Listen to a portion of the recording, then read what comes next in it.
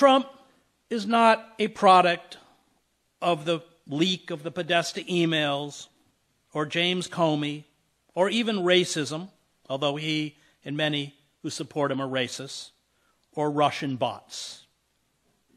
Demagogues always arise from failed democracies, plagued by rulelessness, by enemy. They tell an enraged population what it wants to hear, and crudely, to the delight of the betrayed, ridicule the elites who sold them out. Removing Trump from office without confronting the enemy that defines the lives of tens of millions of Americans would do nothing to restore democracy.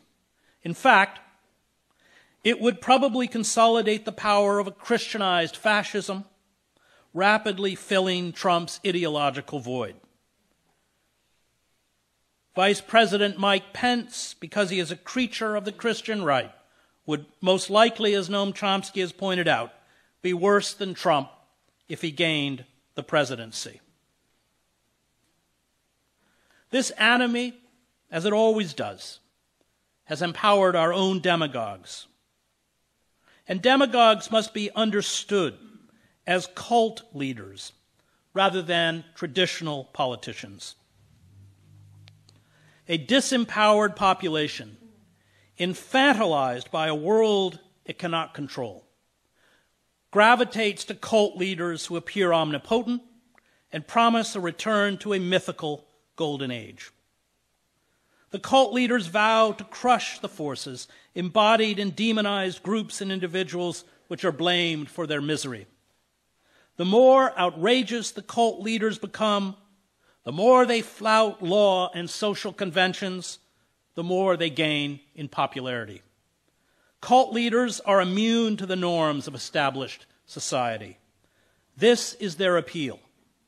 Cult leaders demand a godlike power. Those who follow them grant them this power in the hope that the cult leaders will save them. Trump has transformed the decayed carcass of the Republican Party into a cult. And all cults are personality cults. They are extensions of the cult leader. The cult reflects the leader's prejudices, worldview, personal style, and idiosyncrasies. Trump did not create the yearning for a cult leader. Huge segments of the population, betrayed by the established elites, were conditioned for a cult leader. They were desperately looking for someone to rescue them and solve their problems. They found their cult leader in the New York real estate developer and reality television show star. And only when we recognize Trump as a cult leader, and many of those who support him as cult followers, will we understand where we are headed and how we must resist. It was 40 years ago this month that a messianic preacher named Jim Jones convinced or forced more than 900 of his followers, including roughly 280 children, to die by ingesting a cyanide-laced drink. Trump's refusal to acknowledge and address the impending crisis of ecocide and the massive mismanagement of the economy by the kleptocrats, his bellicosity, his threats against Iran and China, the withdrawal from nuclear arms treaties, along with his demonization of all who oppose him, ensure our cultural, and if left unchecked, physical extinction. Cult leaders are driven at their core by the death instinct, the instinct to annihilate and destroy, rather than nurture and create. Trump shares many of the characteristics of Jones as well as other cult leaders, such as the founders of the Heaven's Gate cult, the Reverend Sun Young Moon, who led the Unification Church, and David Koresh, who led the Branch Davidian cult in Waco, Texas. Cult leaders are narcissists. They demand obsequious fawning and total obedience. They prize loyalty above competence. They wield absolute control. They do not tolerate criticism. They are deeply insecure, a trait they attempt to cover up with bombastic grandiosity. They are amoral and emotionally and physically abusive. They see those around them as objects to be manipulated for their own empowerment, enjoyment, and often sadistic entertainment. All those outside the cult are branded as forces of evil, prompting an epic battle whose natural expression is violence. A cult is a mirror of what is inside the cult leader, Margaret Singer wrote in Cults in Our Midst. He has no restraints on him. He can make his fantasies and desires come alive in the world he creates around him. He can lead people to do his bidding. He can make the surrounding world his world. What most cult leaders achieve is akin to the fantasies of a child at play, creating a world with toys and utensils. In that play world, the child feels omnipotent and creates a realm of his for a few minutes or a few hours. He moves the toy dolls about. They do his bidding. They speak his words back to him. He punishes them any way he wants. He is all-powerful and makes his fantasy come alive. When I see the sand tables and the collections of toys some child therapists have in their offices, I think that a cult leader must look about and place people in his created world much as a child creates on a sand table a world that reflects his or her desires and fantasies. The difference is that the cult leader has actual humans doing his bidding as he makes a world around him that springs from inside his own head. George Orwell understood that cult leaders manipulate followers primarily through language, not force. This linguistic manipulation is a gradual process. It is rooted in continual mental chaos and verbal confusion. Lies, conspiracy theories, outlandish ideas, and contradictory statements that defy reality and fact soon paralyze the opposition. The opposition, with every attempt to counter this absurdism with the rational, such as the decision by Barack Obama to make his birth certificate public, or by Senator Elizabeth Warren to release the results of her DNA test to prove she has Native American ancestry, plays to the cult leader. The cult leader does not take his or her statements seriously and often denies ever making them, even when they are documented. Lies and truth do not matter. The language of the cult leader is designed exclusively to appeal to the emotional needs of those in the cult. Hitler kept his enemies in a state of constant confusion and diplomatic upheaval. Joost Merlo wrote in The Rape of the Mind, "They never knew what this unpredictable madman was going to do next. Hitler was never logical because he knew that that was what he was expected to be. Logic can be met with logic, while illogic cannot. It confuses those who think straight. The big lie and monotonously repeated nonsense have more emotional appeal in a Cold War than logic and reason. While the enemy is still searching for a reasonable counter-argument to the first lie, the totalitarian can assault him with another." Cult leaders engage in the permanent lie. And the permanent lie is different from the falsehoods and half-truths uttered by politicians such as Bill Clinton, George W. Bush, or Barack Obama. The common political lie these politicians employed was not designed to cancel out reality. It was a form of manipulation. Clinton, when he signed into law the North American Free Trade Agreement, promised, and I'm quoting, "NAFTA means jobs, American jobs, and good-paying American jobs." George W. Bush justified the invasion of Iraq because Saddam Hussein supposedly possessed weapons of mass destruction. But Clinton did not continue to pretend that NAFTA was beneficial to the working class when reality proved otherwise. Bush did not pretend that Iraq had weapons of mass destruction once none were found. The permanent lie, however, is not circumscribed by reality. It is perpetuated even in the face of overwhelming evidence that discredits it. It is irrational. Those who speak in the language of truth and fact are attacked as liars, traitors, and purveyors of fake news. They are banished from the public sphere once totalitarian elites accrue sufficient power. The iron refusal by those who engage in the permanent lie to acknowledge reality, no matter how transparent reality becomes, creates a collective psychosis. The result of a consistent and total substitution of lies for factual truth is not that the lie will now be accepted as truth, and truth will be defamed as a lie, but that the sense by which we take our bearings in the real world and the category of truth versus falsehood is among the mental means to this end is being destroyed, Hannah Arendt wrote. The permanent lie is the apotheosis of totalitarianism. It no longer matters what is true.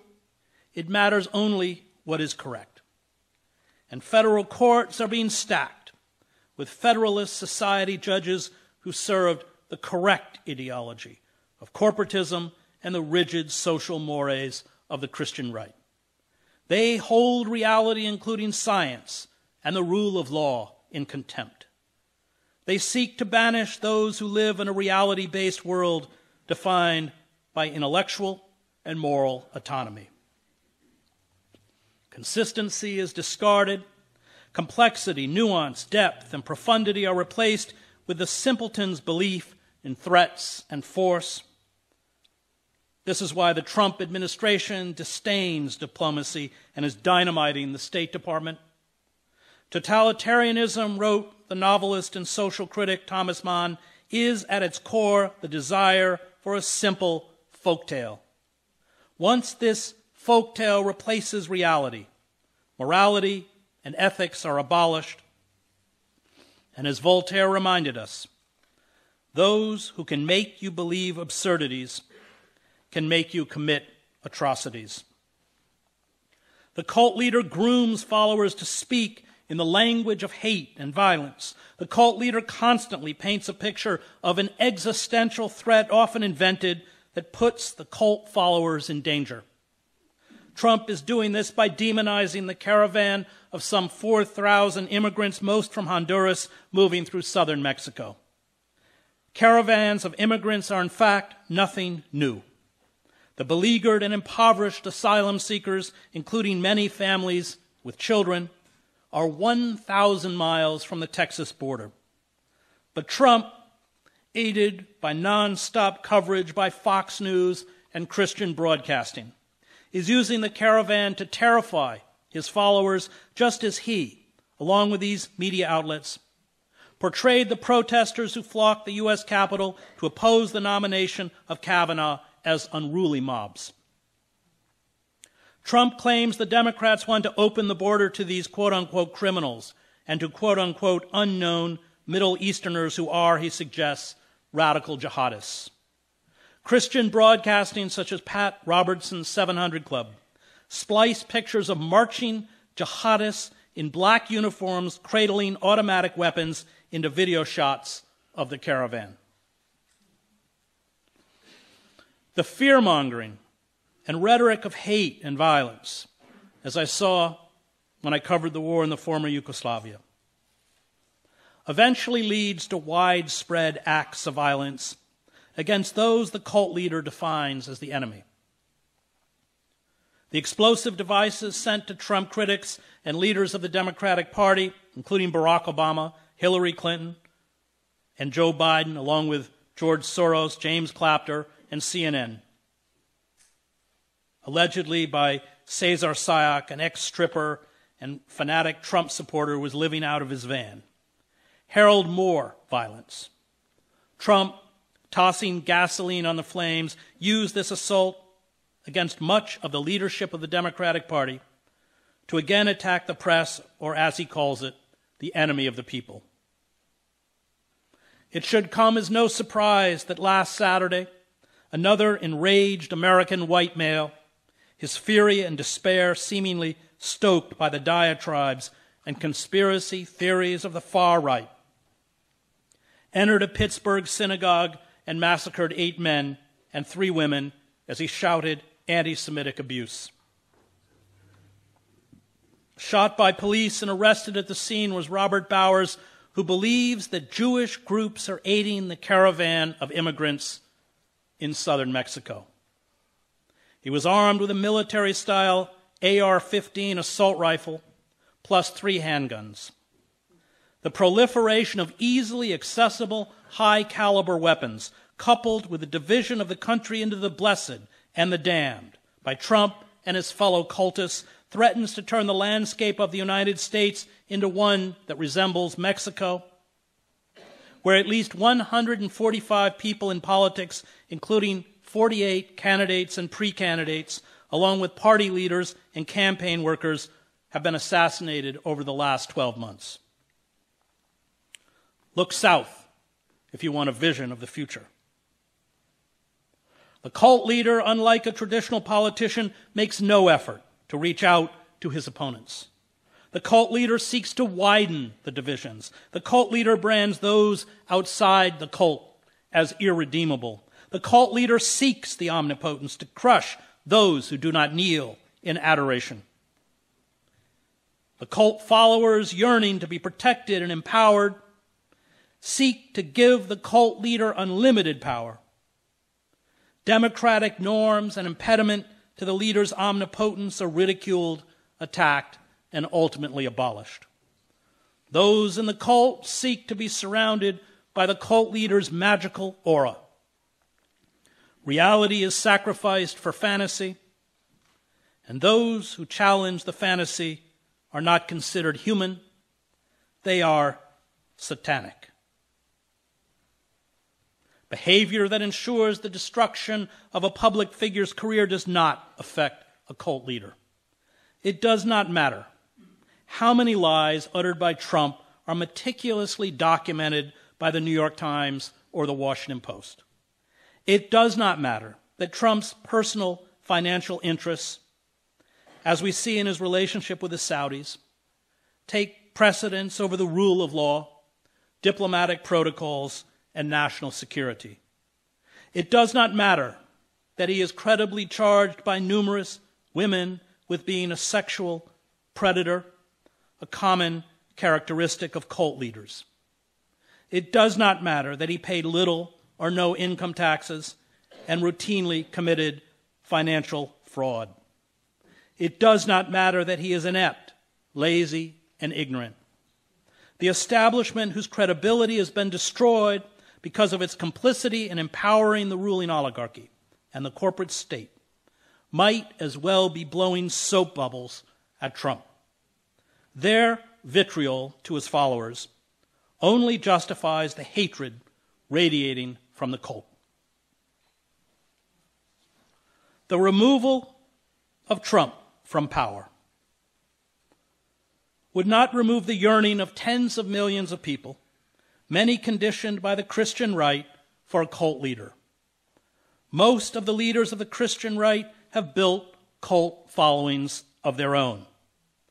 These Christian fascists embraced magical thinking, attacked their enemies as agents of Satan, and denounced reality-based science and journalism long before Trump.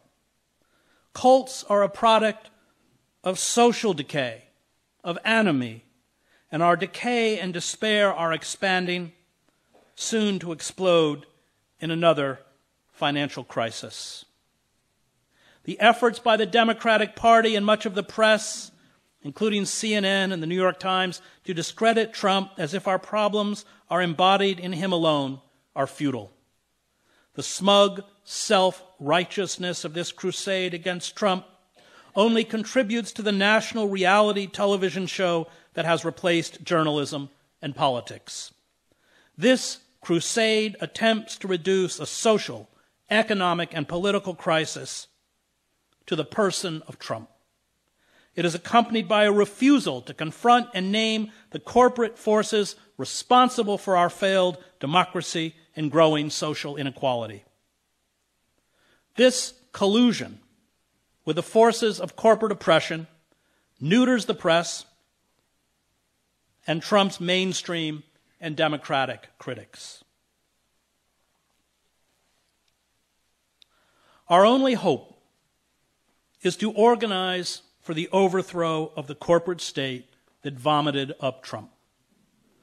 Our democratic institutions, including the legislative bodies, the courts, and the media, are hostage to corporate power. They are no longer democratic. We must, like liberation movements of the past, engage in acts of sustained mass civil disobedience and non-cooperation.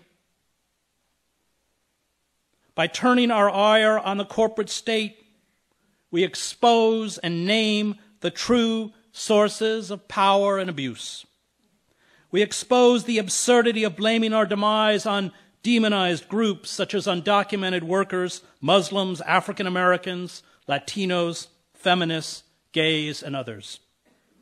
We give people an alternative to a Democratic Party that refuses to confront the corporate forces of oppression, a party which cannot be rehabilitated. We make possible the restoration of an open society. If we fail to embrace this militancy, which alone has the ability to destroy cult leaders, we will continue the march toward tyranny. Thank you.